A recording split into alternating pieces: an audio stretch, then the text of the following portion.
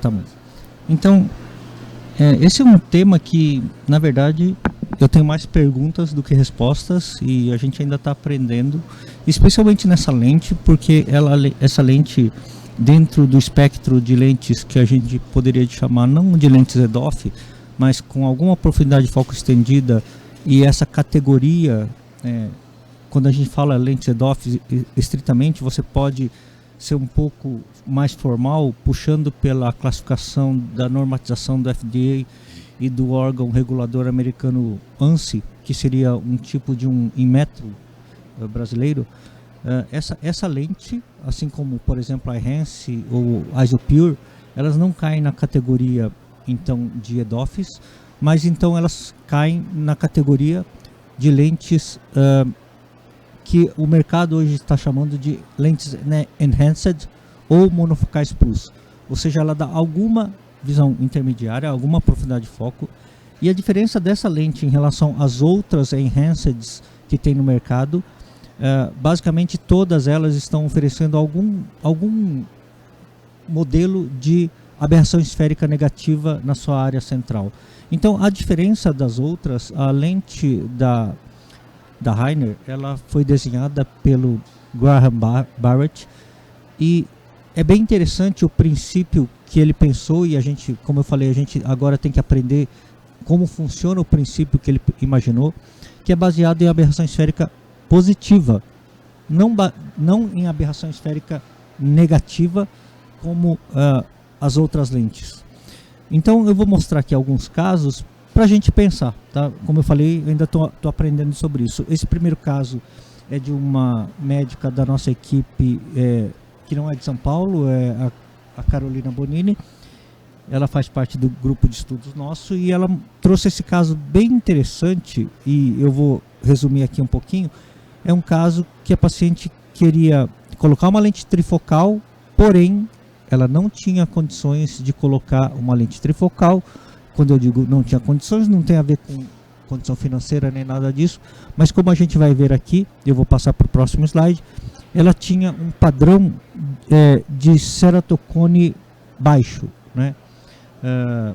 É um KCCC. E se a gente for ver nos mapas do APD Scan, então ela tem no olho direito, vocês veem do lado direito, no mapa topográfico, ela tem essa córnea alterada, o que já me proíbe de colocar uma lente trifocal que ela queria. Tá? Essa paciente queria uma multifocalidade, e assim, mesma coisa no outro olho. E aí, a Caroline, ela trouxe esse caso para a gente discutir. A gente discutiu, quando eu digo a gente, eu, o Francisco Porfírio, a Maria Flávia, e a gente pensou como que a gente poderia atender o desejo dessa paciente. E se a gente for ver, essa paciente já tem uma córnea multifocal. Então, como é que eu poderia aproveitar essa córnea multifocal? Se eu colocasse, por exemplo, uma lente de aberração esférica negativa, provavelmente eu estaria mexendo com a área central dela e não aproveitando a multifocalidade natural dessa córnea. Então, o que a gente pensou foi, a gente pode colocar uma lente com aberração esférica positiva, que é no caso da Rainer, e aí potencializar essa multifocalidade, digamos, paracentral da córnea. Então, foi isso que a gente pensou em fazer. A gente usou os dados de ceratometria do Average Pupil Power, porque assim, a grande pergunta é qual ceratometria eu vou usar para esse paciente?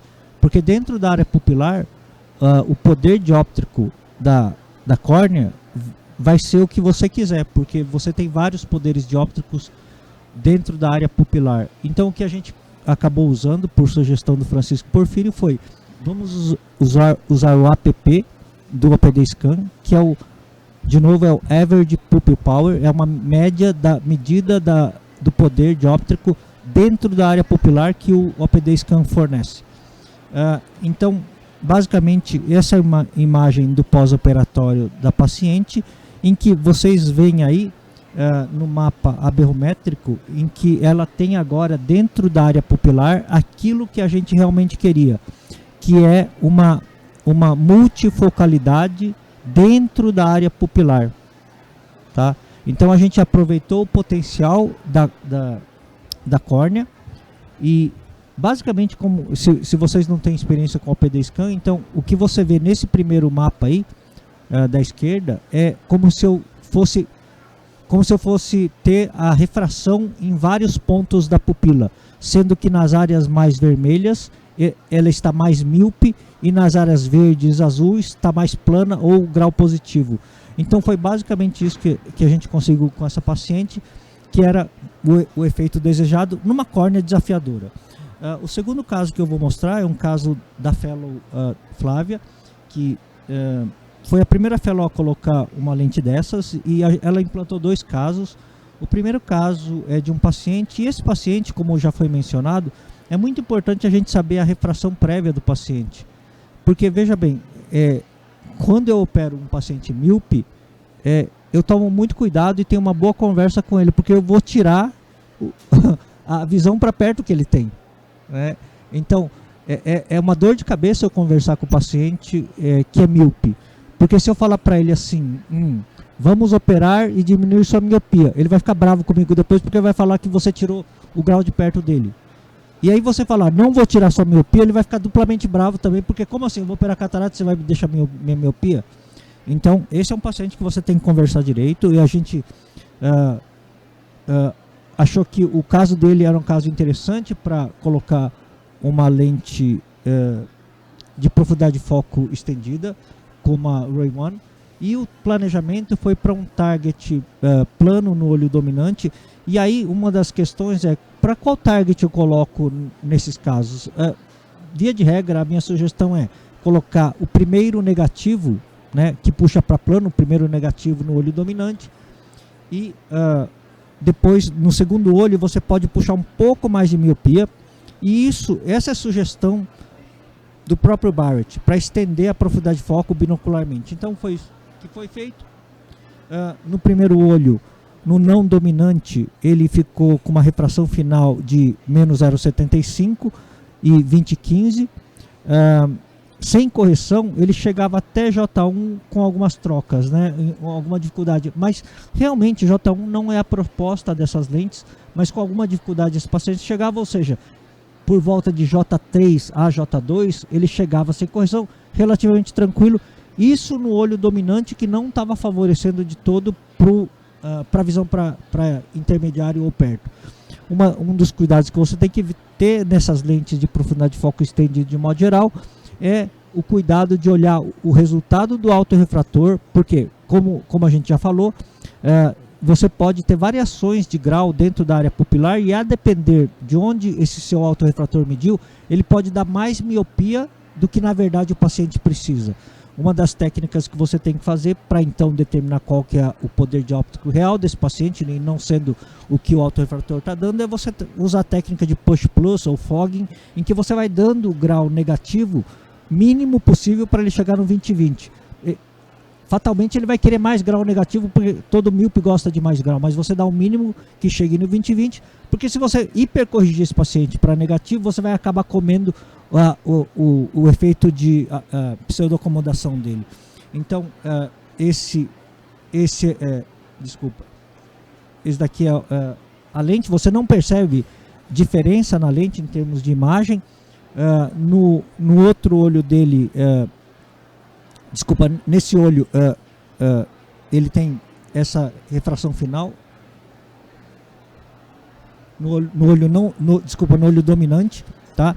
E aí a gente fez alguns testes. Esse é um teste feito no iPad, em que você faz a curva de defocus. A curva de defocus a gente pode ver também mais objetivamente numa tela do iTrace chamada Visual Strobe Ratio Optical Transfer Function. É bem bonito o nome, né? Mas basicamente ele te mostra a pseudoacomodação que essa lente pode chegar. Então esse DOF é a pseudoacomodação que você pode atingir com esse caso. Porém você tem que olhar a partir da linha do 0 grau, lá embaixo, é onde você determina o poder de pseudoacomodação real. Logicamente você pode ter algum grau de pseudoacomodação maior a depender da córnea, porque essas lentes são intimamente relacionadas com a córnea. Diferente de uma trifocal, que boa parte da pseudoacomodação acontece na lente por efeito difrativo, essas lentes que mexem com aberração esférica, elas têm que casar bem com a córnea. Aqui é um mapa berrométrico do Visionix, um mapa berrométrico interno que mostra bem isso, mostra uma área central mais tendendo para plano e uma área peripupilar, perto da pupila, mais tendendo ao negativo, que seria a aberração esférica positiva que essa lente consegue dar. Então, aqui também no próprio Visionix você consegue ver essa aberração esférica negativa em tridimensionalidade, e a gente vê então aquela aberração esférica que a gente aprende da pirâmide de Zernike, agora numa imagem real. Isso também pode ser feito no iTrace. O iTrace também mostra isso numa tela em que você vê a decomposição da imagem de aberrometria, e você vê também o modelo de aberração esférica criada por essa lente. E fica bem bacana, fica bastante didático. Você também pode ver, por exemplo, no iTrace, uma coisa muito interessante que essa lente dá.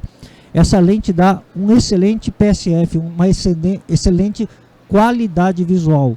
Esse é um dos atributos dessas lentes de profundidade de foco estendida. Esse pico de PSF tridimensional mostra a qualidade visual, e no próprio Visionix também você vê que a qualidade, a convolução de qualidade visual é boa. Então, eu estou repetindo qualidade visual porque é uma coisa bastante importante para a gente considerar.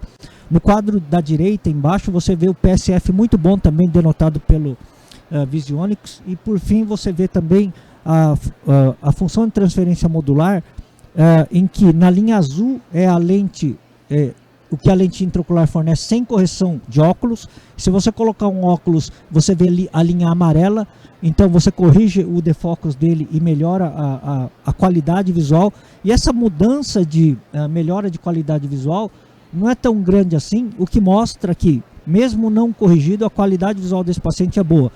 E o terceiro caso também da Flávia, então é um caso de uma paciente que a gente fez o mesmo planejamento de uma micro ou mini monovisão com target de menos 0,10 no olho dominante, um target menos 0,75 no não dominante, atingiu o objetivo desejado. Isso é muito bom, porque a gente confirma que a constante demonstrada pela empresa está batendo, pelo menos nos nossos casos iniciais, está batendo bem com a previsão planejada.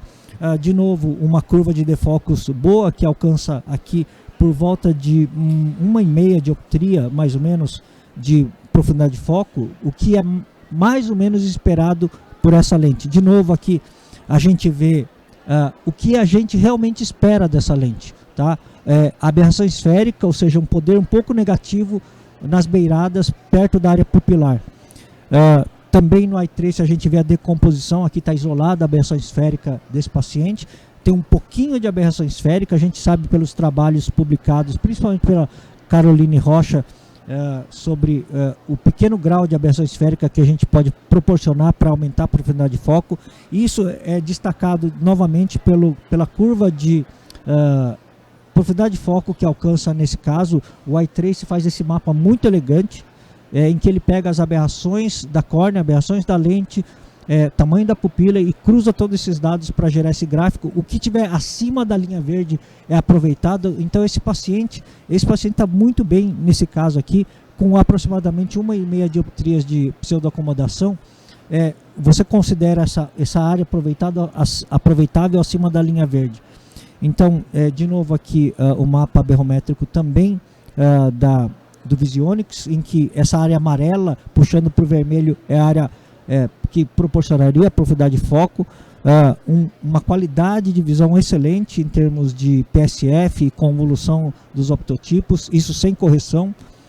De novo, a imagem do Visionix dando a questão do 3D da berrometria. A mesma coisa também, o mesmo padrão se repete. Isso eu estou mostrando porque a gente está confirmando o efeito pseudoacomodativo e de aberração esférica positiva dessas lentes nos nossos exames. E assim, é muito legal, a gente fica muito feliz quando a gente faz essas análises, porque a gente realmente vê o efeito da lente do que a teoria se propõe. 0 segundos. Muito bem. Muito obrigado. Muito bom. Parabéns, Milton. Milton, acho que eu lembro do meu avô, que a Norma acho que fez a biometria dele, o Walter operou, ele tinha uma pupila pequenininha e o Walter colocou uma lente esférica nele. Você lembra, Norma, disso? E aí ele manteve visão super boa, sem óculos, sem nada, exatamente pela indução da aberração esférica positiva, que é o que vocês estão falando aqui agora. Então acho que vai nessa direção, e além disso, além de ter indução de aberração esférica positiva, você também tem profundidade de foco, né? Então a qualidade de visão é ótima e é fisiológica, e você dá alguma profundidade. E provavelmente o paciente não se queixa em relação a ter a binocularidade mantida, porque a gente sabe que binocularidade não tem nada a ver com mácula, né? Tem a ver com região paramacular. Então, se do ladinho lá ele tiver um 20/40, tá bom demais, ele consegue ver Avatar em 3D, ele não vai reclamar muito, né? É interessante esse design de aberração esférica positiva, né, Paulo? Porque a gente, mesmo a cirurgia refrativa, fala de aberração esférica negativa para profundidade de foco. E no fim, o Barrett inverteu isso. É interessante, é interessante. E os pacientes mais velhos tendem a ter a miose, tendem a ter uma pupila pequena, então exatamente. Colocar uma trifocal num paciente de 80 anos passa a ser uma coisa que você vai pensar duas vezes. Isso é bastante interessante que o Dr. Hamilton está mencionando, porque uma das minhas perguntas era: se o efeito bom dela é um pouquinho na periferia, o que acontece se fechar a pupila? Se fechar a pupila, vai matar o efeito do intermediário, ele vai passar a ter um efeito estenopeico. Então, se for isso mesmo, é uma generalidade do Barrett, né? Você bota 2 efeitos estenopeicos um em cima